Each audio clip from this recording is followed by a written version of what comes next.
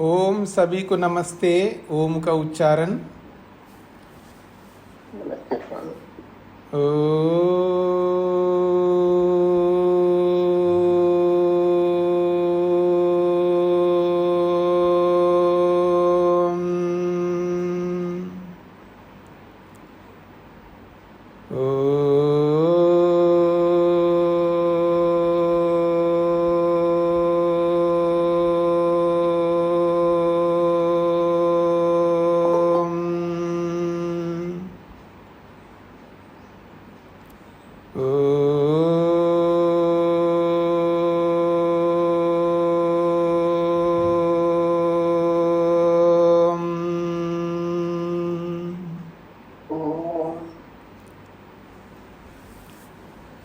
न्याय दर्शन की 263वीं कक्षा है।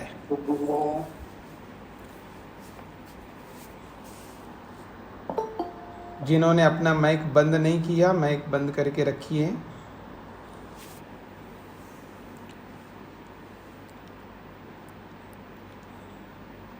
प्रसंग चल रहा है अर्थ विशेष की प्रबलता। योगाभ्यास के काल में अर्थ विशेष की प्रबलता अर्थात व्यवधायक लोग मनुष्य भी हो सकते हैं, मनुष्येतर योनियों में रहने वाले कोई भी प्राणी हो सकते हैं, या प्राकृतिक कोई भी वस्तु के कारण से व्यवधान उत्पन्न होने पर हम विक्षिप्त हो जाते हैं योग की भाषा में, और ईश्वर से अलग हो जाते हैं, एकाग्रता से च्युत हो जाते हैं, एकाग्रता भंग हो जाती है। यह है अर्थ विशेष की प्रबलता, जिसके कारण से ये समस्या आती है। उसी प्रसंग को ध्यान में रखते हुए प्रश्नकर्ता ने कहा, यदि अर्थ विशेष की प्रबलता आप कह रहे हैं तो ये अर्थ विशेष की प्रबलता तो मुक्तात्मा के लिए भी होगी और मुक्ति में भी हो सकती है, ये प्रश्नकर्ता का कहना है। तो उसके समाधान में उत्तर चल रहे हैं। पृष्ठ संख्या 275 पर 45वां सूत्र है। पीछे भी स्पष्ट किया था। तो कहते हैं तदभावश्च अपवर्गे। तदभाव उसका अभाव है। यहाँ अभाव शरीर का, इंद्रियों का, मन का, सूक्ष्म शरीर का, स्थूल और सूक्ष्म शरीर का अभाव रहेगा। तदभावः च अपवर्गे, क्योंकि अर्थ विशेष की प्रबलता कहाँ पर आती है? जब शरीर हो, इंद्रियां हो, मन हो, सूक्ष्म शरीर आत्मा के साथ जुड़ा रहे और स्थूल शरीर जुड़ा रहे, तब अर्थ विशेष की प्रबलता से व्यवधान उत्पन्न होता है। और उस अर्थ विशेष के कारण से जो व्यवधान उत्पन्न होता है, उस व्यवधान का आधार जो है वो शरीर और सूक्ष्म और स्थूल शरीर है। तो तदभाव सूक्ष्म और स्थूल शरीर का अभाव रहता है। कहाँ? अपवर्गे, अपवर्ग में। जब दोनों शरीर ही नहीं है तो अर्थ विशेष की प्रबलता कुछ नहीं कर सकती। ये मुख्य बात है। तो कहते हैं तस्य बुद्धि निमित्ताश्रयस्य शरीरेन्द्रियस्य धर्माधर्म अभावात् अभावो अपवर्गे। तस्य उसका, किसका? बुद्धि निमित्ताश्रयस्य शरीरेन्द्रियस्य। बुद्धि का जो कारण है, बुद्धि का मतलब है ज्ञान, जो अलग अलग प्रकार के जो ज्ञान उत्पन्न होते हैं, उन ज्ञानों का जो कारण है कौन है? शरीर है, इंद्रियां हैं। तो बुद्धि का जो कारण रूपी जो आश्रय है शरीर और इंद्रियां, इन शरीर और इंद्रियों का और दिन के कारण से धर्म और अधर्म उत्पन्न होते हैं। उस धर्माधर्म का अभाव रहता है अपवर्ग में, मुक्ति में, मोक्ष में। तत्र यदुक्तम, जहाँ आपने पीछे जो बात कही है, अपवर्गे अपि एवं प्रसंग, मुक्ति में भी यही प्रसंग आ जाएगा, इति तदयुक्तम, वो आपने गलत बात कही है। मुक्ति में, मोक्ष में कोई प्रसंग नहीं आएगा, अर्थ विशेष की प्रबलता नहीं आएगी। क्यों?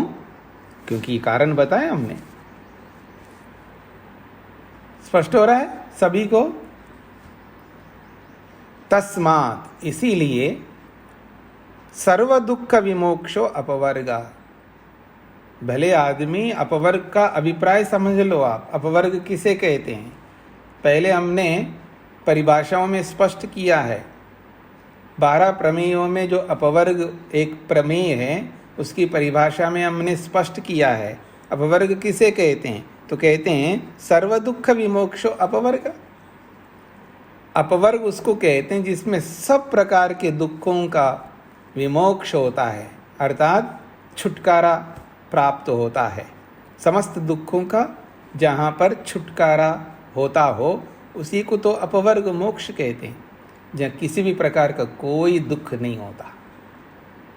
यस्मात्, क्योंकि सर्वदुख बीजम सर्वदुखायतनम च अपवर्गे विच्छिद्यते। यस्मात्, क्योंकि सभी दुखों का जो बीज है,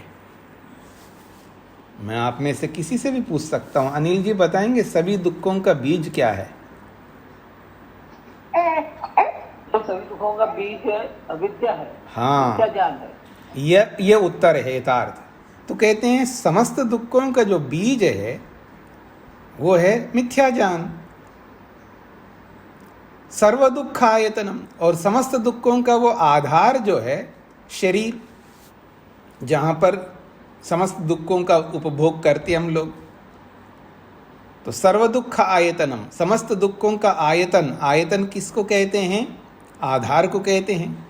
तो समस्त दुखों का आधार तो शरीर है। तो समस्त दुखों का आधार जो शरीर है वो, और समस्त दुखों का जो बीज अविद्या है, ये दोनों अपवर्गे विच्छिद्यते, समाप्त हो जाते हैं।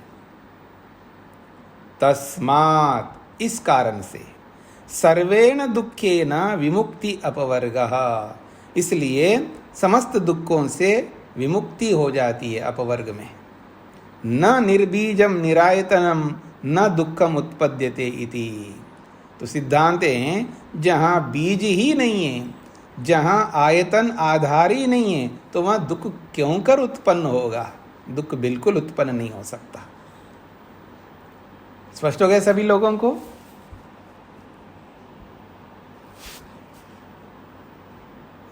अब प्रश्न वहीं का वहीं रहा, आखिर ये तत्वज्ञान उत्पन्न हम कैसे करें? ये बातें तो बड़ी अच्छी लगती हैं। हाँ, मुक्ति में दुख नहीं होगा जी, मुक्ति ऐसी होती है जी, मुक्ति वैसी होती है जी, हाँ, ये लाभ मिलेगा, वो लाभ मिलेगा, भगवान का दर्शन होगा, समाधि लगेगी, वैराग्य होगा, ये सब है। आखिर ये होंगे कैसे? उसके लिए तो कुछ तो उपाय अपनाना होगा। तदर्थम यम नियमाभ्याम आत्मसंस्कारो योगाच्च अध्यात्म विद्युपायई। बहुत महत्वपूर्ण 4थे अध्याय के ये अंतिम प्रसंग चल रहा है। अब जो कहना है ना वो सब कह चुके हैं, ये अंतिम कहने जा रहे हैं। इसके बाद में कुछ नहीं कहने का है। इसके बारे में तो अब आपसे कैसे लड़ूं ये बताया जाएगा। तो कहते हैं तदर्थम, उस अपवर्ग के लिए, उस मुक्ति के लिए, उस मोक्ष के लिए, तदर्थम, उस तत्वज्ञान को उत्पन्न करने के लिए, तदर्थम, उस वैराग्य को उत्पन्न करने के लिए, उस विवेक को उत्पन्न करने के लिए क्या करना है? यम नियमाभ्याम आत्मसंस्कार। कितनी बड़ी बात कही है। यम और नियम के माध्यम से आत्मा को संस्कृत करो, आत्मा को बदलो। हमारी आत्मा कुंठित हो चुकी है, मलिन हो चुकी है, अपवित्र हो चुकी है, एकदम कीचड़ लगा हुआ है सब ओर से। तो क्या करना है उस आत्मा को? आत्म संस्कार, आत्मा को संस्कृत करना है। किससे? यम नियमाभ्याम, यम और नियम के माध्यम से। यही तो बहुत बड़े आधार है, और यही हम लोग नहीं करना चाहते, बाकी सब करना चाहते हैं। हाँ, मैं भी समाधि लगाना चाहती हूँ, मैं भी भगवान का दर्शन करना चाहता हूँ, है ना, ये ध्यान है, ये समाधि है, ये तो हम चाहते हैं। हाँ, मेरी भी धारणा बन जाए, मेरी भी ये हो जाए, मेरा मेरा मेरा प्रत्याहार सिद्ध हो जाए, जो हम लोग चाह रखते हैं ना, ऐसे ही ये सब चाहते हैं हम लोग, बस केवल ये दोनों को नहीं चाहते, यम और नियम को, बाकी सब चाहते हैं। हाँ, मेरा आसन लग जाए, मेरा प्राणायाम सिद्ध हो जाए, ये सारी चाहें जो है ना हमारी, ये सब बहुत तमन्नाएं लेकर के चलते हैं हम लोग, कहते भी हैं लोगों से।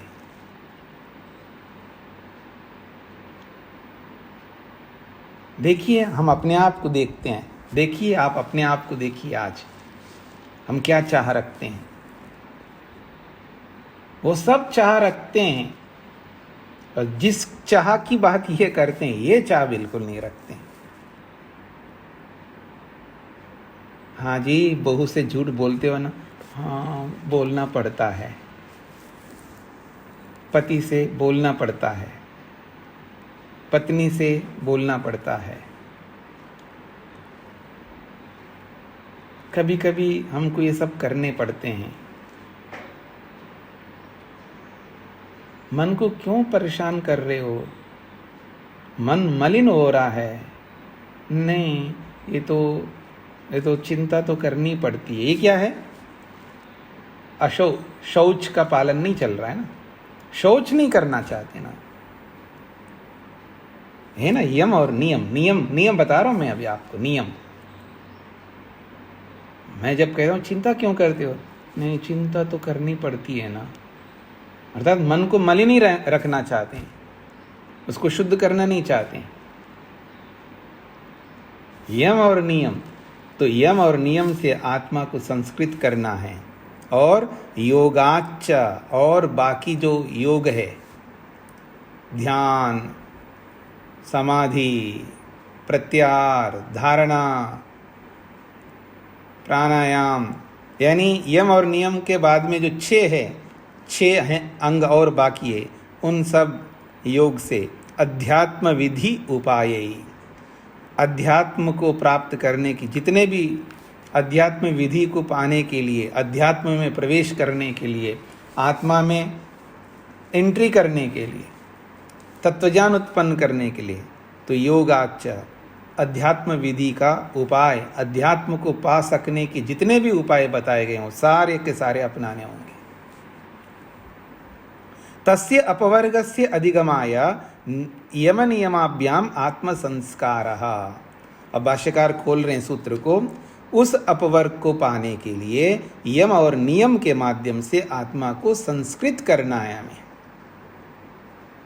यम जो है, ये यम कैसा यम है ये? तो कहते हैं समानम आश्रमीनाम धर्म साधनम। जब लोगों से कहे आप तो सन्यासी है, आप तो कर सकते हैं, हम तो गृहस्थी है, मतलब कोई सर्टिफिकेट मिला है आपको कि भगवान की ओर से कि आप गृहस्थी है, इसलिए आप सब छूट है आपके लिए, और सन्यासी के लिए कोई छूट नहीं है। कोई सर्टिफिकेट लेके आए क्या आप तो सन्यासी, आप तो कर ही लेंगे?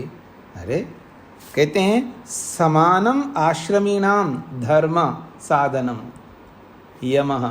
ये जो यम है, समानम आश्रमीनाम, समस्त आश्रमी के लिए, सभी आश्रम, 4 ही आश्रमी तो हैं, समानम आश्रमीनाम, आश्रमी में, आश्रमों में रहने वाले, 4 आश्रमों में रहने वाले, यानी ब्रह्मचर्य, गृहस्थ, वानप्रस्थ, संन्यास, इन चारों आश्रमों में रहने वालों के लिए समानम धर्म साधनम, ये समान रूप से एक जैसा इसका पालन करना होगा।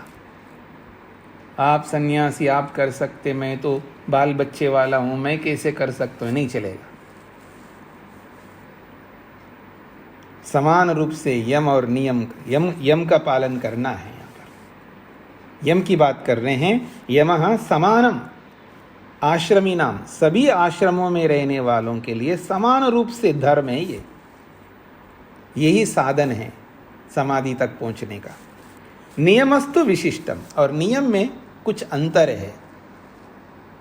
सन्यासी नियम का अलग ढंग से पालन करता है, गृहस्थी अलग ढंग से पालन करता है।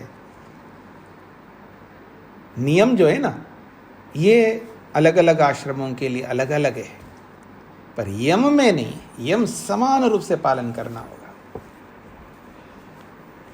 अब मैं तो सन्यासी हूँ जी, आप तो जी सन्यासी, आप तो 2 ही जोड़े रख सकते हो कपड़े, आपको तो कोई फर्क नहीं पड़ता है। हम तो गृहस्थी हैं, हमको तो कुछ अधिक रखने पड़ते हैं। ये है ना विशेष। नियमस्तु विशिष्टम, नियम में तो विशेष है, वो आपके लिए छूट है। मैं तो 2 ड्रेस रख सकता हूँ, अब आप 2 की जगह 3, 4, 5, 6, जो भी आपका काम जैसा है उसके अनुसार आप रख सकते हैं। पर ऐसे तो मत रखो ना जिसको आप पहन ही नहीं सकते, पहनते ही नहीं है फिर भी रखते हो। जिसका आप प्रयोग ही नहीं कर सकते हो उसको भी आप रखते हो। केवल ड्रेस की बात नहीं हो रही है, और बहुत सारी चीज़ें। तो नियम का पालन करना है, विशिष्ट है नियम।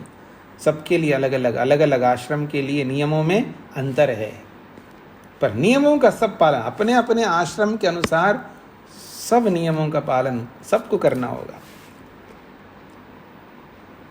आत्म संस्कार, आत्मा का संस्कार कैसे होगा? पुनर्अधर्महानम धर्मोपचय। आत्मा का संस्कार कैसे होगा?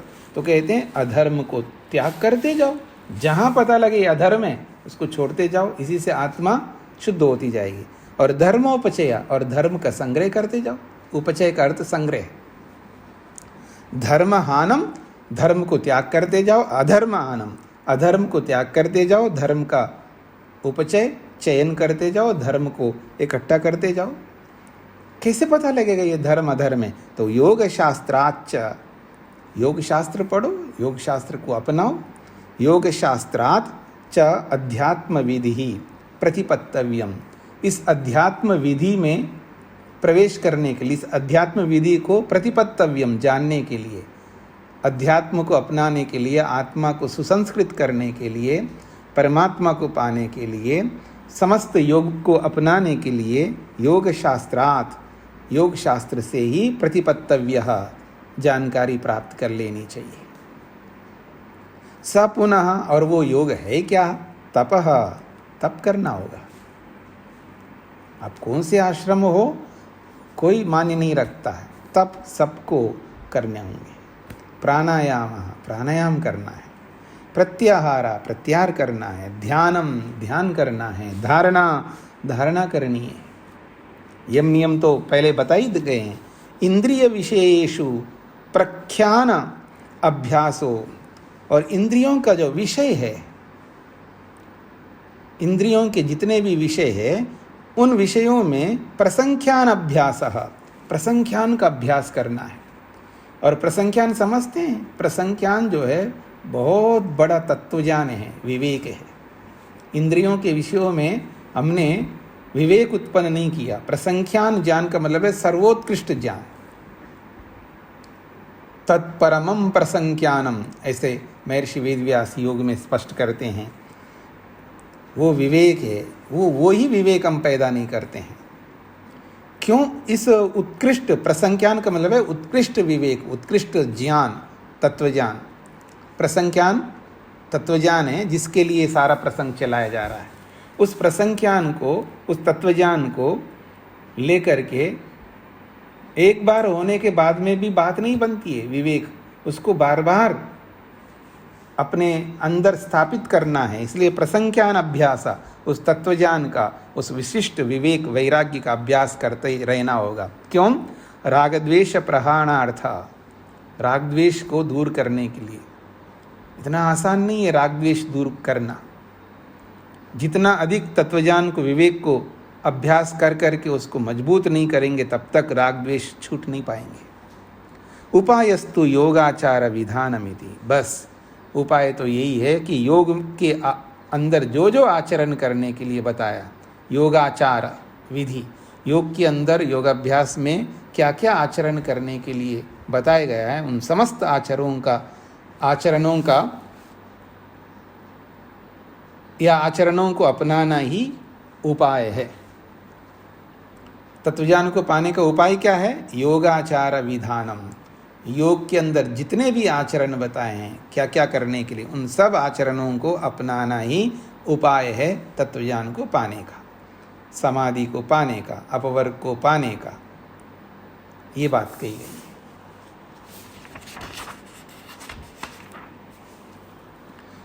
और इतने से काम नहीं चलता है, ये तो करना ही करना है।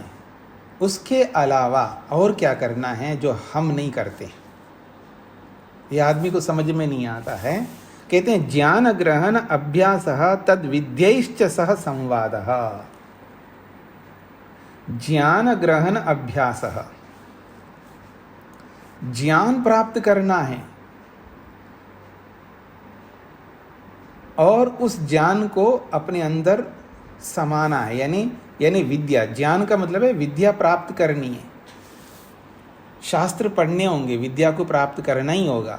और विद्या को प्राप्त करके यानी विद्या ग्रहण करके, विद्या पढ़ करके ग्रहण, उसको धारण करना होगा। एक तो पढ़ना तो कोई भी पढ़ सकता है जी, जैसे आप भी पढ़ रहे हैं, और सुनना तो कोई भी सुन सकता है जी, जैसे आप सुन रहे हैं। पढ़ना और सुनना बहुत सरल है। ग्रहण, उसको ग्रहण करना है, उसको इंद्रियों में, शरीर में, इंद्रियों में, मन में, बुद्धि में, अहंकार में, सब में उसको स्थापित करना, ग्रहण कराना, उसको बिठाना है, तभी तो आत्म संस्कृत होगा। तो ज्ञान का मतलब है विद्या को पढ़ना और ग्रहण, उसको धारण करना। इन दोनों के माध्यम से हमको आगे बढ़ना है। इतना ही नहीं, तद विद्यैश्च सह संवादा, और उस विद्या को, इस ज्ञान को धारण करने वाले जितने भी श्रेष्ठ लोग हैं उनके साथ संवाद करना होगा, उनके साथ बैठना होगा, उनके समीप बैठना होगा। और हम दूर रह करके ही करना चाहते हैं, ये संभव नहीं है। इसलिए तो मैं कहना चाहता हूँ, आइए, निकलना होगा आपको। तदर्थम इति प्रकृतम, तदर्थम मोक्षार्थम अपवर्गार्थम तत्वज्ञानार्थम। तत्वज्ञान को पाने के लिए, मुक्ति मोक्ष को, अपवर्ग को पाने के लिए, विवेक वैराग्य को पाने के लिए ये काम करना होगा। ज्ञान का मतलब क्या है? जायते अनेन इति ज्ञानम। अनेन, जिसके द्वारा, जायते, जाना जाता है, उसको ज्ञान कहते हैं। कौन है वो? आत्मविद्या शास्त्रम, जो आत्मा को बताने का जो शास्त्र है। आत्मविद्या जो है, आत्मा संबंधी जो विद्या है, जिसमें ऐसे शास्त्र को पढ़ना, ऐसे शास्त्र का ज्ञान करना, ये वास्तव में ज्ञान है, जिसमें आत्मविद्या बताई गई है, आत्मा को पाने की विद्या बताई गई है। वो ज्ञान हमें प्राप्त करना है। और फिर उस ज्ञान को तस्य ग्रहणम, उसको ग्रहण करना, उसको शरीर, इंद्रिय, मन, बुद्धि, इन सब में ग्रहण कराना, उसको स्थापित करना। तस्य ग्रहणम अध्ययन धारणे, उसको पढ़ना भी है और धारणे, धारण करना भी है। और धारण करने के बाद में भी अभ्यास, फिर उसका अभ्यास करना है। सतत क्रिया, निरंतर उसको बार बार दोहराना होता है। और दोहराना बंद कर दिया तो गया, वो निरंतर उसको दोहराना होता है। जो जो हमने धारण किया है उसको दोहराना पड़ता है। और ये दोहराने का काम आप नहीं करते, इसलिए समस्या आ रही है। तो सतत क्रिया, निरंतर उसको दोहराना है, और निरंतर अध्ययन करना है, और निरंतर श्रवण करना है, और निरंतर चिंतन अर्थात मनन करना है। तब जाकर के वो धारण होगा। इतना ही नहीं, तद विद्यैश्च सह संवादा, और इन विद्याओं को जानने वाले, जो हमसे अधिक जानने वाले हैं, उनके साथ में संवाद करना है। प्रज्ञा परिपाकार्थम, क्यों उनके साथ बैठ कर के संवाद करना है? कहते हैं प्रज्ञा परिपाकार्थम, जो हमने प्रज्ञा प्राप्त की है, जो बुद्धि प्राप्त की है, योगाभ्यास करते हुए, पढ़ते हुए, श्रवण करते हुए, मनन चिंतन करते हुए, जो भी हमने विद्या प्राप्त की है, उस प्रज्ञा रूपी विद्या को, उस तत्वज्ञान को परिपाकार्थम, उसको परिपक्व करने के लिए हमें उनसे चर्चा करनी ही चाहिए। और परिपाक किसको कहते हैं? परिपाकस्तु संशयच्छेदनम। परिपाक उसको कहते हैं जब संशय समाप्त हो जाता है, इस तब हमारी विद्या परिपक्व हो गई, ऐसा माना जाता है। और आप एक बार मेरी ओर देखिएगा, आप सबके अंदर इतना संशय भरा हुआ है, संशय का घड़ा इतना ज़्यादा है, वो संशय आप मानो या ना मानो, वो सारा संशय भरा हुआ है। इसलिए तो हम इसके लिए प्रवृत्त नहीं होते हैं, अभी भी सोचते रहते हैं, पूछना पड़ेगा, सोचना पड़ेगा, ये हो जाए वो हो जाए, कोई ना कोई हमारे सामने रहता है, पहले ये काम कर लूँ उसके बाद वो काम, ये नहीं चलता है, वो सब साथ साथ चलते हैं। पहले इसको कंप्लीट कर लूँ उसके बाद ये करूँगा, वो कंप्लीट करते करते ही पता नहीं चलता है क्या हो गया, उसके बाद कुछ नहीं होता है। इसलिए हमारे गुरुजी ने एक बात कही है, और मैंने कई बार बोला भी होगा आपको। एक राहगीर होता है, वो जा रहा होता है, उसका जो घोड़ा या घोड़ी है वो, उसको प्यास लग रही है, उसको पानी पिलाना है। तो पहले तो पानी तो वो रहट चलता था तो उससे पानी ऊपर आता था, तो वो पानी ऊपर आ रहा है तो खटखट खटखट आवाज़ आ रही है, तो वो घोड़ा जो घोड़ी है वो जो है वो डर करके पीछे हट रही है, तो पानी आगे सरक गया। फिर ऐसे ही चलता जा रहा है, तो उसने कहा भाई ये खटखट रोक दो, हमारा घोड़ा जो है पानी नहीं पी पा रहा है। तो उसने कहा ठीक है जी, मैं रोक देता हूँ। उसने रोक दिया तो पानी आना बंद हो गया। अरे पानी नहीं आ रहा है, तो पानी आना है तो खटखट भी आएगा। अगर पानी पीना है आपके घोड़े को तो खटखट में पीना होगा। इसका क्या मतलब है? आपको हृदय रोग है, या आपको किडनी फेल हो रहा है, या आपको बीपी बढ़ गया है, आपको ये हो गया है, आपका शरीर हाथ काम नहीं कर रहा है, आप चल नहीं पा रहे हैं, आप बिस्तर पे बैठे हैं, जो भी कर रहे हो उसी में करना है, उसी में करना है, इसी खटखट में ही ये सारे काम करना है। आप सोचिए ये पहले इनको कंप्लीट कर लूँ फिर उसके बाद करूँगा, वो वक्त वो समय नहीं आने वाला है। तो आइए, तो कह रहे हैं परिपाकस्तु संशयच्छेदनम। ये जो परिपक्व होता है, जब पूरे संशय समाप्त हो, मेरे को कोई संशय नहीं है, ये बनाना बहुत कठिन है, वो बना नहीं पाया आदमी, अभी भी ढेरों संशयों से युक्त है आदमी। निकलूं ना निकलूं, जाऊं ना जाऊं, करूं या ना करूं, पता नहीं क्या होगा, पता नहीं कितने संशयों से युक्त है व्यक्ति। अविज्ञातार्थ बोध, ये जो विशिष्ट लोगों के साथ में संवाद क्यों करना है?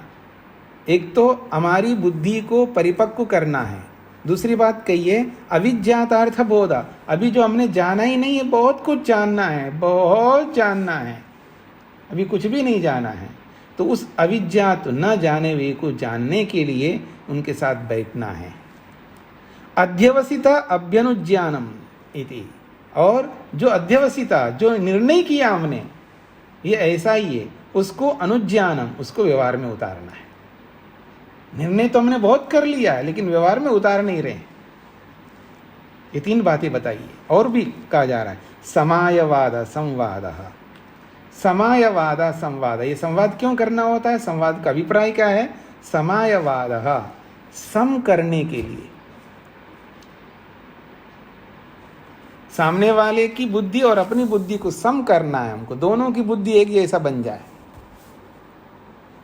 मेरे से श्रेष्ठ, मेरे से बड़े, मेरे से पहले ही जिसने प्राप्त कर लिया है, वो अप्राप्त को जिसने प्राप्त कर लिया, उसके समान बनने के लिए ये संवाद करना होता है। समायवाद संवाद, सम का मतलब समान, समाया सम के लिए, एक समान बनने के लिए ये वाद करना होता है, ये बातचीत करनी होती है, बैठना होगा सामने, एक दूसरे के सामने, दूर से नहीं। तद्विद्यैश्च सह संवाद इति अविभक्तार्थम वचनम विभज्यते। तो जो विशिष्ट गुरुजन आदि लोग होते हैं, जो हमारे गुरु होते हैं, जिनसे ये विद्या, ब्रह्म विद्या, आत्मविद्या को हम प्राप्त करते हैं, उनके साथ जो संवाद करना है वो कैसे करना है, उसका विभाग करके समझाना चाहते हैं अगले सूत्र में। कैसे करना होता है? कहते तद विद्यैश्च सह संवाद, उस विद्या को जानने वालों के साथ संवाद कैसे करना है, इति विभक्तार्थम वचनम, उसको विभाग करके, उसको विस्तार करके समझाना चाह रहे हैं।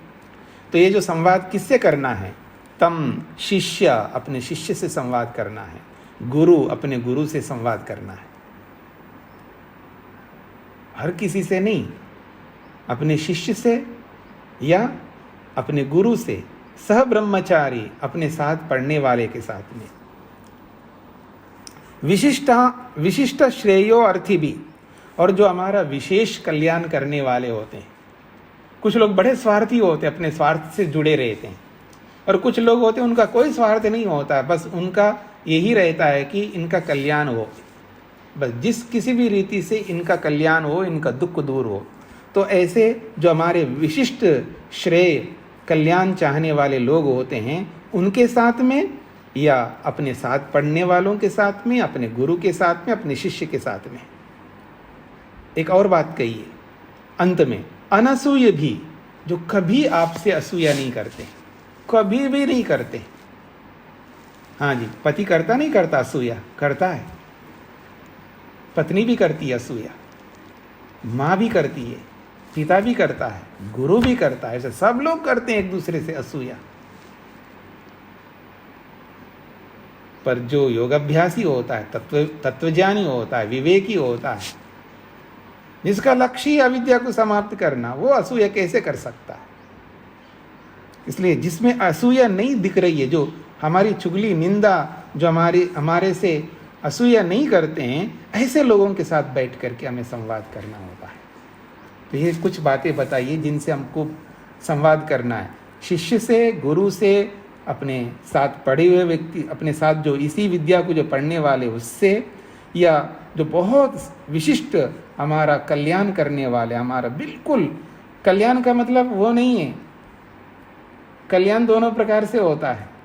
बड़े स्वार्थों को ध्यान में रख करके भी कल्याण करते हैं एक दूसरे के लोग, वो नहीं, बिना स्वार्थ के कल्याण करना, बिना स्वार्थ के। और स्वार्थ होता है लौकिक चीजें, याद रखना, लौकिक सुख, लौकिक सुखों को ध्यान में रख करके ही एक दूसरे का व्यक्ति उपकार करता है। तो जो लौकिक सुख जो है, लौकिक सुखों का कोई उद्देश्य नहीं रखता हो, ऐसा जो व्यक्ति होता है वो है विशिष्ट श्रेयोभिलाषी, यानी विशिष्ट विशेष रूप से हमारा कल्याण करने वाला। तो ऐसे लोगों के साथ में हमें संवाद करना है। एतद् निगदेनैव नीतार्थमिति, ये तो सूत्र में ही स्पष्ट किया गया। अब इसके लिए अलग से क्या व्याख्या करूं, बता दी हमने, सूत्र में ही इसकी बातें समझ में आ गई। इसलिए इस सूत्र की अलग से व्याख्या करने की आवश्यकता नहीं है। एतद् निगदेन, निगद कहते हैं सूत्र, और नीतार्थ का मतलब है अर्थ समझ में आ रहा है, सूत्र से ही अर्थ समझ में आ गया है, तो इसलिए इसकी व्याख्या करने की आवश्यकता नहीं है, ये कहना चाह रहे हैं। इरिदम मन्येता, जो कोई ऐसा माने, पक्ष प्रतिपक्ष परिग्रह प्रतिकूल परस्य इति, अगर मैं पक्ष बनाऊंगा, प्रतिपक्ष बनाऊंगा, तो सामने वाले को प्रतिकूल हो सकता है, सामने वाला हमसे बिखर सकता है, सामने वाला हमसे द्वेष करने लग सकता है, सामने वाले हमसे अलग हो सकता है, हमें कई डर लगते हैं। अगर मैं बहस करूं तो पति से पता नहीं कल को ये मुश्किल हो जाएगा, पति से, पत्नी से, माँ से, निकट के संबंधी से, अपने लोगों से हमें डर लगता है। तो कहते हैं पक्ष प्रतिपक्ष परिग्रह प्रतिकूल परस्य, सामने वाले किसी के लिए प्रतिकूल हो सकता है, तब आप क्या करें, तो कहते हैं प्रतिपक्ष हीनमपि वा प्रयोजनार्थम अर्थित्वे, विपक्ष मत बनाने का। फिर आप ऐसी स्थिति में मैं ऐसा मानता हूँ, मेरा मानना ऐसा है, ये जो पक्ष है ना, ये छोड़ दो। फिर आप पति के सामने, पत्नी के सामने, अपने निकट के लोगों के सामने मैं तो ऐसा मानता हूँ, ऐसा पक्ष मत बनाओ। फिर क्या करो, जैसे आप चाहते हो, जो आपकी इच्छा है। फिर आप कहने लगे फिर तो हमारा वो दुरुपयोग करेगा। अरे कब तक करेगा, आखिर पति है ना, दुरुपयोग करने की एक सीमा होती है। वो आतंकवादी थोड़ा है आपका दुरुपयोग वैसा करेगा। ठीक है, थोड़ा सा दुरुपयोग करेगा, करने दो ना, तपस्या मान करके करने दो। कब तक करेगा, एक दिन आएगा अपने आप ठिकाने पे आएगा। चाहे वो पति हो या पत्नी हो, चाहे सास हो या बहू हो, याद रखना सब रास्ते पे आ जाएंगे। इतना सहन शक्ति लानी होगी हमको। तो इसलिए प्रतिपक्षहीनम अपि, बस प्रतिपक्ष यानी पक्ष मत बना वहाँ पर। जैसा आप जब कहे ना, बहू ये कहे सास से मैं ऐसा चाहती हूँ, जैसी बहू आपकी इच्छा और सास कहे जो पहले कहे, जो भी पहले कहे, जैसे आप चाहते हैं। कितना सुकून मिलता है आदमी को, कितना सुकून मिलता है। अरे बिठाओ ना अपनी बहुओं को अपने पास में, थोड़ा सा उनको भी समझ में आ जाए। अगर आप बहू है तो सास को बिठा लो, तो कितना सुकून मिलता है आदमी जब परस्पर ये कहते हैं जैसा आप चाहते हैं। में कोई ननु नच कुछ नहीं होता है, बड़ा स्मूथली एकदम सब काम अच्छे ढंग से होता है। कितना सुख मिलता है एक दूसरे के लिए, कितना सुख हम दे सकते हैं। आदमी को समझ में नहीं आता अच्छी बातें। तो प्रतिपक्षहीनमपि मतलब बिना पक्ष बनाए भी प्रयोजनार्थम, अपने प्रयोजन को सिद्ध करना है। मुक्ति रूपी प्रयोजन को, अपवर्ग रूपी प्रयोजन को, वैराग्य विवेक रूपी प्रयोजन को प्राप्त करने के लिए अर्थित्व होना चाहिए वहाँ पर। अर्थात उस प्रयोजन को पाने की चाह होनी चाहिए। उस चाह के लिए, उस प्रयोजन के लिए बस अपना पक्ष मत बनाओ, बस समझते जाओ। तम अभ्युपेयाद इति वर्तते, तो कहते हैं उस संवाद को स्वीकार करो बिना पक्ष बना करके। तम अभ्युपेयाद, अभ्युपेयाद का मतलब स्वीकार करो। तम उस संवाद को बिना पक्ष बना करके ही स्वीकार करो।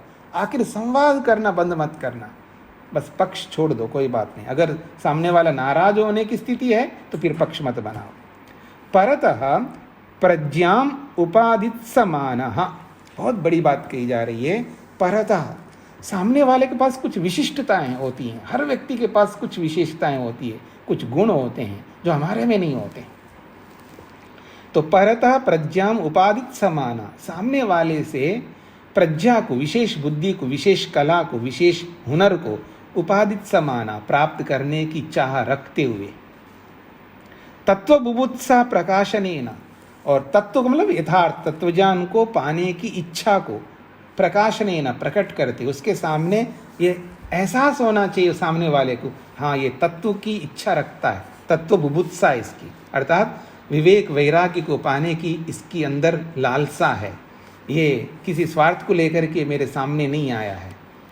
बिल्कुल इधर देखिए, एक बार छोटा सा बच्चा आता ना हमारे पास में, छोटा सा बच्चा 1 साल का, 6 महीने का, ये ऐसे रेंगता हुआ आपके पास आता है, कैसे गोद में लेते हैं आप? ये नहीं देखता है व्यक्ति ये कैसा है, क्या कपड़ा पहना है, बच्चा है छोटा सा, उसके कपड़े गंदे हैं या नहीं है, कुछ नहीं देखते हैं, क्योंकि वो पवित्र होता है, उसके मन में कुछ नहीं होता है, एकदम शुद्ध पवित्र होता है उसका मन। इसलिए हर आदमी आप देखेंगे, छोटे बच्चे को कोई भी पागल आदमी छोड़ दीजिएगा, साधारण रूप से कोई भी छोटे बच्चे को आप जैसे गोद में आप देने लगे, जैसे हम लोग भी जाते हैं तो हमको भी गोद में देते हैं, हम भी लेते हैं, मना भी नहीं करते हैं, हमें भी अच्छा लगता है। तो कहने का अभिप्राय है जैसे वो छोटा बच्चा होता है ना, जिसके मन में कुछ नहीं होता है, बस ठीक ऐसे ही हमको पेश होना चाहिए एक दूसरे के सामने, इतना विश्वास होना चाहिए एक दूसरे के प्रति। ये है जीवन, इसको कहते हैं मिलकर के रहना। वो मिल के रहना क्या है? हमारे सामने हंसते हुए आओ, आपस में बैठो, बहुत अच्छा जी, बहुत अच्छे जी, अब एक दूसरे की प्रशंसा करते जाओ, और मेरे जाने के बाद फिर लड़ते रहना, ठीक है? तो कहते हैं प्रज्ञाम उपादित समाना, उत्कृष्ट ज्ञान को पाने के लिए और तत्वबुत्सा प्रकाशनेन, तत्वज्ञान को प्राप्त करने की चाह को प्रकट करना है उनके सामने, बड़े लोगों के सामने। स्वपक्षम अनवस्थापयन, अपना पक्ष ना रखते हुए, अपना आग्रह ना रखते हुए, मैं ऐसा मानता हूँ मेरी बात मानो, ऐसा अपने पक्ष को स्थापित ना करते हुए, स्वदर्शनम परिशोधयेदिति, अपने ज्ञान को शुद्ध करो, पवित्र करो। इसी के बिना, मतलब इसके बिना हम वहाँ तक नहीं पहुँच सकते। यही मार्ग है, यही रास्ता है, ऐसा ही हम सबको करना होगा। भीमसेन जी समझ में आ रहा है ना? हाँ चलिए आगे बढ़ते हैं। जी जी जी। अब कहते हैं अब तत्वज्ञान जो हो गया है उसकी रक्षा भी हमको करना होता है। हाँ, ऐसा नहीं कि मीठा मीठा गड़प अब मेरे को तो मिल गया बाकी जाए दुनिया भाड़ में, मेरे को क्या लेना देना, ऐसा नहीं। जो हमारे निकट के जो लोग होते हैं तो उनको भी सही रास्ता दिखाना है, लेकिन फोर्स करके नहीं, उसको बार बार बोल बोल करके नहीं। हमारे में सबसे बड़ी एक कमी होती है, हम बोलते ज़्यादा है, करते कम है। सामने वाले को कुछ कहना है ना, बोल करके मत कराओ, करके कराओ, स्वयं करते जाओ उन चीज़ों को, वो देखता जाए बस। उसके सामने यही विकल्प है, आप जब भी उसके सामने हो वो अच्छे काम करते हुए उसके सामने दिखाई दो, बोल करके उससे मत कराओ।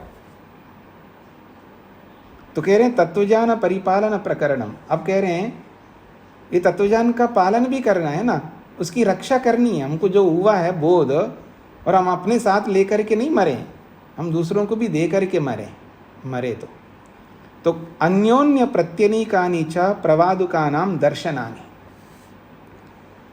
अन्योन्य प्रत्यनीकानि, एक दूसरे के अलग अलग विरुद्ध दर्शन होते हैं। हमारा जो ज्ञान है ना, दर्शन का मतलब ज्ञान है। अन्योन्य एक दूसरे के, प्रत्यनीकानि एक दूसरे के विरुद्ध ज्ञान होते हैं हमारे में। मैं कुछ मान रहा होता हूँ, सामने वाले कुछ मान रहे होते हैं। ऐसे अजीब अजीब के लोग होते हैं, याद रखना। पता नहीं कैसे कैसे मानते हैं, हमारे अपने ही लोग हैं, अपने निकट के, अपने घर के लोग होते हैं। तो कहते हैं अन्योन्य प्रत्यनीकानि च प्रवादुका नाम, अलग अलग प्रवाद है। प्रवाद का मतलब है अलग अलग मान्यताएं लोगों की। पति की अलग मान्यताएं भरी हुई हैं, पत्नी की अलग मान्यताएं भरी हुई हैं, सास की अलग मान्यताएं भरी हुई हैं, गुरु की अपनी अलग मान्यताएं, सबकी मान्यता अलग भरी पड़ी हैं। तो कह रहे हैं अन्योन्य प्रत्यनीकानि च प्रवादुकानि, प्रवादुकानि मान्यताएं, और एक दूसरे के विरुद्ध है। और ये सारे के सारे दर्शन ज्ञान हैं। पर भले रहें, कोई बात नहीं है, कोई मन में खलबली मत मचाओ, इतना आतुर मत हो जाओ। शांति रखते हुए आराम से सामने वाले को सुधारना चाहते हो, सुधारो, पर बोल के नहीं, करते हुए। इसलिए कि स्वपक्ष अरागेन, अपने पक्ष के प्रति राग ना रखते हुए हम क्या करते हैं, मैं जो बोल रहा हूँ वही सही है, ये गलत कर रहा है इसलिए मैं इसके पीछे पड़ता हूँ, ऐसा नहीं कर। स्वपक्ष रागेन च एके न्यायम अतिवर्तन्ते। कुछ लोग क्या कहते हैं, अपने पक्ष के प्रति राग रखते हुए न्यायम अतिवर्तन्ते, यथार्थता का उल्लंघन करने लगते हैं। मैं सही हूं ना, इसलिए इसको ऐसा ही करना होगा, बस उसके हाथ धो करके उसके पीछे पड़ते हैं, जैसे कि मैं ही दुनिया में अकेला हूं जो सही हूं, बाकी सब गलत है। ऐसा नहीं, अपने पक्ष के राग को रखते हुए न्याय का अतिक्रमण नहीं करना है। जीवन की जीने की शैली को समझना है, कैसे जीना होता है। स्पष्ट हो गए जी। तत्र, ऐसी परिस्थिति में क्या करना है, तत्व अध्यवसाय संरक्षणार्थम जल्प वितंडे बीज प्ररोह संरक्षणार्थम कंटक शाखावरणवत। एक उदाहरण से समझाया है। तत्व अध्यवसाय संरक्षणार्थम, जो तत्व है, जो हमने यथार्थ बोध किया है, तत्वज्ञान प्राप्त किया है, और जो निर्णय है, हमारे जितने भी अच्छे सिद्धांत है हमने समझ लिया, और कोई संशय नहीं है हमारे को। बीच बीच में कभी जाकर के हमारे अरे पता नहीं, ऐसे संशय में नहीं पड़ते हैं। जो तत्व को, यथार्थ को जाना है, अध्यवसाय किया, निर्णय किया है, अब उस निर्णय को बदलते नहीं है बीच में कभी भी, किसी भी आपत्ति विपत्ति परेशानी होने पर भी। तो ऐसे तत्व का जो अध्यवसाय किया है, निर्णय किया है, संरक्षणार्थम, उसकी सुरक्षा करनी है। अब उसकी सुरक्षा में हमको जो करना पड़े वो कर सकते हैं। अगर मेरे में सामर्थ्य है तो वाद करके उसकी रक्षा करूंगा, वाद करने के अगर सामर्थ्य नहीं है तो क्या करूंगा, जल्प करके भी मैं उसकी रक्षा करूंगा, वितंडा करके भी उसकी रक्षा करूंगा। जैसे बीज प्रहरोह संरक्षणार्थम, किसान जो है, जो बीज बोता है खेत में और उसमें अंकुर फूट करके आ गए होते हैं, छोटे छोटे पौधे के रूप में दिखाई देने लगते हैं। अब उसकी संरक्षण के लिए अब तोते आ रहे हैं, पक्षी आ रहे हैं और जंगली के जो भी पशु आ रहे हैं उसको समाप्त करेंगे, उस जो भी पैदा हुआ है अभी अभी छोटे छोटे। तो उसकी संरक्षा के लिए वो क्या करता है, कंटक शाखावरण, वो कांटों कंटीले जो शाखाएं होती हैं, जो क्या कहते हैं आप उसको, कीकर होते हैं ना, कीकर जो कांटेदारी जो वृक्ष होते हैं, कीकर कहते हैं, जो भी आप बोलते होंगे अपनी प्रांतीय भाषा में। तो कांटेदारी जो कीकर वृक्ष होते हैं उनकी डालियां काट करके और कांटों से भरा हुआ वो क्या बोलते हैं उसको, बाड़ लगा देता है चारों ओर से। और आजकल तो वो फेंसी कर देता है। आजकल लोग तो साधन ज़्यादा बढ़ गए, तार डाल देते हैं। पहले इतना सामर्थ्य नहीं होता था, इतना पैसा नहीं होता था। अब आजकल के हिसाब से जो तार लगाते हैं सीमेंटेड करके, उसमें कोई पशु नहीं आते हैं और पक्षियों को ना आने के लिए भी बहुत सारे साधन आ गए आजकल। वो सब अपना करके उनको दूर रखते हैं। जैसे उस खेत की सुरक्षा करने के लिए वो जो अंकुरित हुए हुए जो छोटे छोटे पौधे हैं उनकी रक्षा के लिए कांटों का कंटीले जो भी शाखाएं डाल करके उसकी रक्षा करते हैं। ठीक इसी प्रकार से जो हमने तत्वज्ञान प्राप्त किया है, जो निर्णय किया हमने, जो बहुत बड़ी मुश्किल से हमने जो उपलब्धि प्राप्त की है, उसकी संरक्षण, उसकी सुरक्षा हम सबको करनी होती है। उसके लिए वाद करना पड़े तो करेंगे, वाद करने का सामर्थ्य नहीं है तो जल्प और वितंडा करते हुए उस निर्णय को न बदलने के लिए, उस निर्णय को समाप्त ना होने देने के लिए हमें उसकी सुरक्षा करना होता है। जल्प वितंडा करके भी उसकी हम रक्षा कर सकते हैं। इस प्रकार से विद्या निर्वेदादिभिश्च परेण अवज्ञायमानस्य, विद्या निर्वेदादिभिश्च, कई बार विद्या निर्वेद का मतलब है मिथ्या ज्ञान के कारण से। बहुत सारा मिथ्या ज्ञान होता है, उस मिथ्या ज्ञान के कारण से परेण अवज्ञायमानस्य, दूसरे लोग जो है हमको अवज्ञा कर देते, दूसरे लोग हमें उलाहना देते रहते हैं। हाँ आया योगी, योगी आया योगी, अपने आप बड़ा ध्यानी आया है, अपना आप को बड़ा भगत आ गया, ऐसे ऐसे पता नहीं क्या क्या करने लगते हैं, बोलने लगते हैं, ताने मारने लगते हैं, पीछे से भी सामने से भी, जिस किसी भी। तो विद्या निर्वेदादिभिश्च परेण अवज्यमानस्य, दूसरे के द्वारा अवज्ञा करने पर हमें कोई चिंता नहीं करना है। बिल्कुल ऐसा होना चाहिए जैसे हाथी जा रहा होता है, पीछे से कुत्ते भौंक रहे होते हैं, उसको कुछ नहीं, बिल्कुल हाथी के चाल में जैसे वो हाथी चल रहा होता है ऐसे ही हमको चलना होता है। कोई परवाह नहीं करना है कौन क्या कह रहा हमारे लिए। ताभ्याम विग्रीय कथनम, फिर भी अगर कोई चढ़ कर के आ जाए तो फिर तो उसके साथ ये जल्प और वितंडा करके उसको ईंट का जवाब पत्थर से दे देना आप, प्रेम से। तो ताभ्याम विग्रीय, उस जल्प और वितंडा को अपना करके, विजिगीषया, फिर तो वह जीतने की चाह रखो। तो विजिगीषया, उस गलत आदमी को हराने की चाह रखते हुए, तत्व बुभुत्सया इति न तत्व बुभुत्सया, वहाँ पर तत्वज्ञान करने का चाह मत रखना, वहाँ पर उसको हराने की चाह रखना।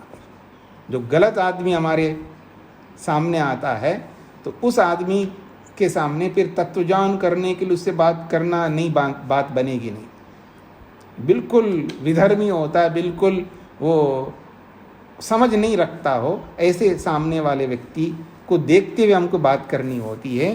तो जो बिल्कुल ही विधर्मी है, बिल्कुल ही उसको समझ नहीं है बात करने का, उसको कोई शैली पता नहीं, कोई विधि पता नहीं है, कई बार ऐसे लोग आपके सामने आ जाते हैं, तो वहाँ न तत्व बुभुत्सया, वहाँ यथार्थ बोध करने की इच्छा न रखते हुए बस विजिगीषया, बस उसको जीतने की इच्छा रखते, उसको जीतना है।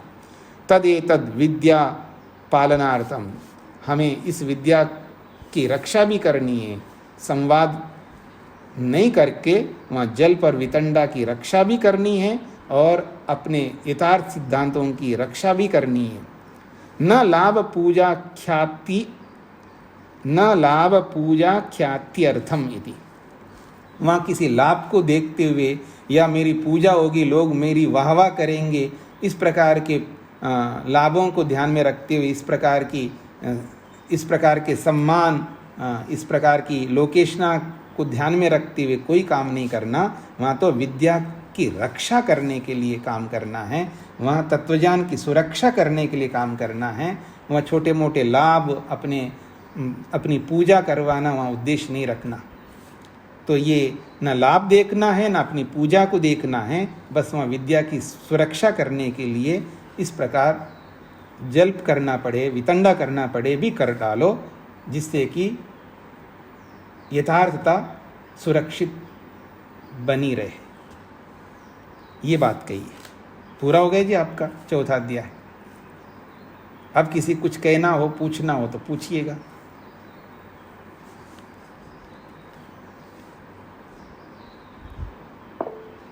हाँ जी, तेज नारायण जी। ये 50वां सूत्र है, इसकी पहली पंक्ति छूट गई। अनुत्पन्न तत्व ज्ञानानाम, अनुत्पन्न तत्व ज्ञानानाम। अच्छा,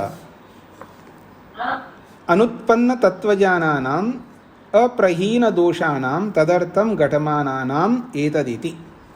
ये कह रहे हैं ये जो जल्प और वितंडा है ये कौन करे? जल्प वितंडा कौन व्यक्ति करता है या किसको करना चाहिए? तो कहते हैं अनुत्पन्न तत्वज्ञानानाम, जिनको तत्वज्ञान हुआ नहीं है, वो वाद नहीं कर पाते हैं, उनके पास इतना सामर्थ्य नहीं होता है। तो जिनको तत्वज्ञान उत्पन्न नहीं हुआ है और अप्रहीन दोषानाम, और जिनके दोष समाप्त नहीं हुए, जो राग द्वेष उनके अंदर अभी है, जिनको बुरा लगता है, हाँ बहुत बुरा लगता है, मतलब अगर बहू ने कुछ बोल दिया ना सास के लिए, या सास ने बहू के लिए बोल दिया है, या माँ बाप ने बच्चों को बोला है, बच्चों ने माँ बाप को बोला है, गुरु ने शिष्य को बोला है, शिष्य ने गुरु को बोला है, बहुत बुरा लगता है इन सबको। क्यों? तत्वज्ञान अभी हुआ नहीं है। क्यों? अभी दोष समाप्त नहीं हुए।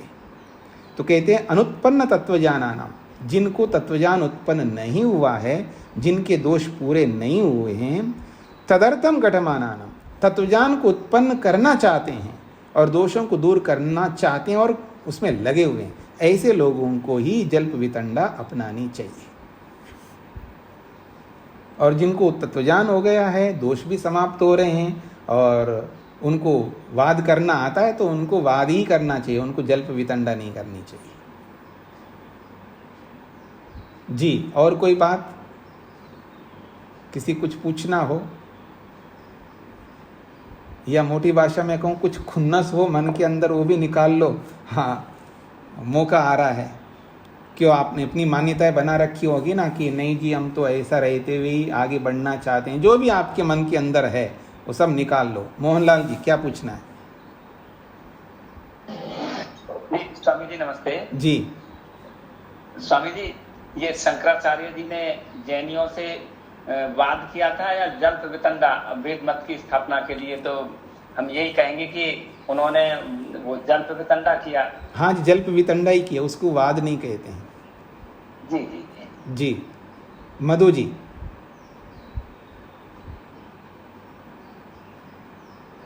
स्वामी जी नमस्ते जी। स्वामी जी, मेरा मानना है कि जल्प वितंडा से तो बात बिगड़ती ही है। बात नहीं तो मौन नहीं हो जाना चाहिए। जहाँ लगता है कि हमारी बात का कोई बहुत ज्यादा माने नहीं जाएगी, वो कहीं भी हम बात कर रहे हो, बातचीत वार्तालाप हो रहा हो, तो जल्प वितंडा से कोई मानता है क्या?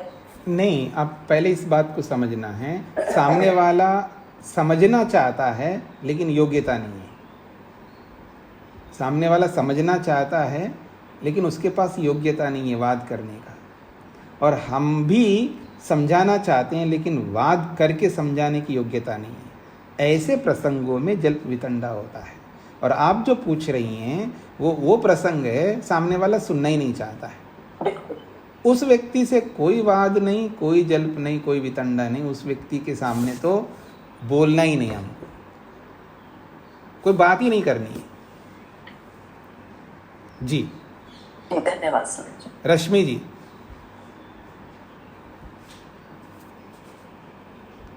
हाँ जी, आपने हाथ खड़ा किया हुआ है, अगर आपका माइक बंद है तो उसको खोलना होगा। हाँ जी।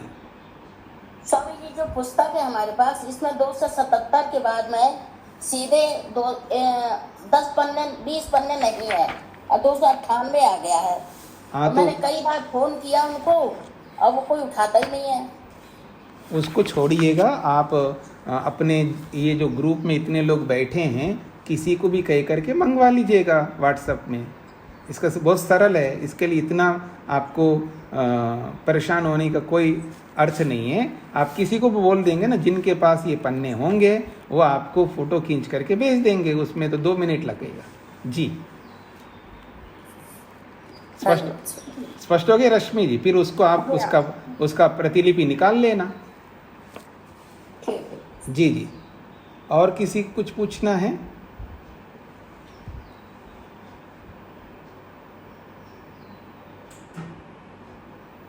अच्छा, कोई प्रश्न ही नहीं है? अच्छा, बहुत अच्छी बात है। हाँ जी, सुभाष जी, माइक खोलिए। नमस्ते स्वामी जी। जी, मैं ये कह रहा था कि महर्षि ने तो वाद वितंडा इनका कभी प्रयोग नहीं किया, पर उनके साथ जरूर किया था। महर्षि दयानंद सरस्वती जो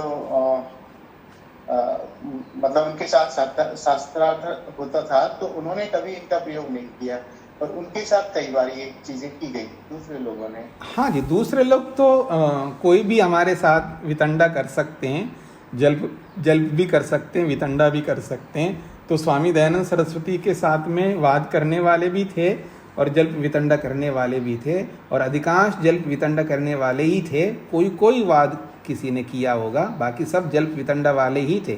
क्योंकि जब सामने वाला जो है क्या कहना चाहिए, मूर्ति पूजक हो और ये बिना मूर्ति पूजा वाले हो, तो वितंडा जल्प ही होगा वहाँ पर। दोनों एक सिद्धांत वाले ही वहाँ पर वाद कर सकते हैं। दोनों की दिशाएं अलग अलग हो, वहाँ पर बहुत मुश्किल होता है। अब देखो, पति और पत्नी हैं, आपस में साथ में रहते हैं, खाते हैं, पीते हैं, सारा जीवन बिता रहे हैं, 50 साल हो रहे हैं, वो ही वाद नहीं कर पाते हैं, तो फिर अन्यों का क्या कहना है? जो सबसे निकट संबंध माना जाता है, जिनका सबसे निकट, तो यही लोग रहते हैं। इनके अतिरिक्त और कोई दुनिया में नहीं रहते हैं। भले ही बेटा हो, बेटी हो, कोई हो, इतना निकट कोई नहीं रह सकते। उनकी निकटता कुछ ही समय के लिए होता है, और इनकी निकटता ऑल टाइम होता है, हर समय होता है। ठीक है जी, और वो ही नहीं कर पाते। जी, मधु जी को क्या कहना है? बात करें। स्वामी जी नमस्ते। स्वामी जी, एक शब्द है जो मैं समझ रही हूँ, पता नहीं मुझे ठीक से, 51 सूत्र में दूसरी लाइन में तद एतद विद्या पालनार्थम, विद्या के पालन करने के लिए क्या है ये? हाँ, तद एतद विद्या पालनार्थम कर लो। जो विद्या है, तत्वज्ञान है, उसकी रक्षा, पालन का अर्थ होता है रक्षा, तो विद्या की रक्षक। समझ रहे हैं। हाँ जी, लेकिन समझ नहीं आया। धन्यवाद स्वामी जी। जी, हाँ अनीता जी। ओम स्वामी जी, ये प्रश्न थोड़ा सा कारण और कार्य को लेकर है, मतलब चतुर्थाध्याय में ही आया है। थोड़ा सा ये प्रश्न था कि कारण हमेशा सूक्ष्म, मतलब छोटा होता है, कार्य हमेशा बड़ा होता है, मतलब ये समझना चाह रही थी। तो क्या कभी कभी कार्य जो है वो जो है, जैसे कि हम लकड़ी को जलाते हैं, तो जला के जो राख बचती है, तो यहाँ भी कार्य कारण संबंध किस रूप में बनेगा? क्योंकि यहाँ कार्य जो है वो लकड़ी बड़ा है और जो राख हो जाती है वो कम होती है, तो यहाँ भी कार्य कारण संबंध बनेगा? ये इसका समाधान मैं पहले बता चुका हूँ, आप फिर भी गड़बड़, आप उस समय भी आप समझे नहीं है और आज भी वही स्थिति में हैं। आपको ये समझना है, उत्पत्ति अलग होती है और विनाश अलग होता है। दो सिद्धांतों को मिलाओ मत। उत्पत्ति अलग सिद्धांत है और विनाश अलग सिद्धांत है। आप उदाहरण दे रहे विनाश का। जी समझ। और उत्पत्ति का बताइए ना। जी हाँ, कारण से, हाँ जी स्वामी जी समझ गई मैं। जी। हाँ जी, तो इसको यहीं पर विराम देते हैं। अब आपका जो है 5वां अध्याय प्रारंभ होगा, बस एक ही अध्याय बचा हुआ है, तो कल चर्चा करूँगा आपके साथ में। आगे का जो भी बात करनी है वो आगे चर्चा करूँगा। इसको यहीं पर विराम देते हैं। पर जो भी प्रसंग अभी मुक्ति को लेकर के, अपवर्ग को लेकर के, तत्वज्ञान को लेकर के जो भी बातें हुई हैं, इनको बार बार दोहराइएगा, बहुत उपयोगी बातें हैं। ओम शांति शांति शांति।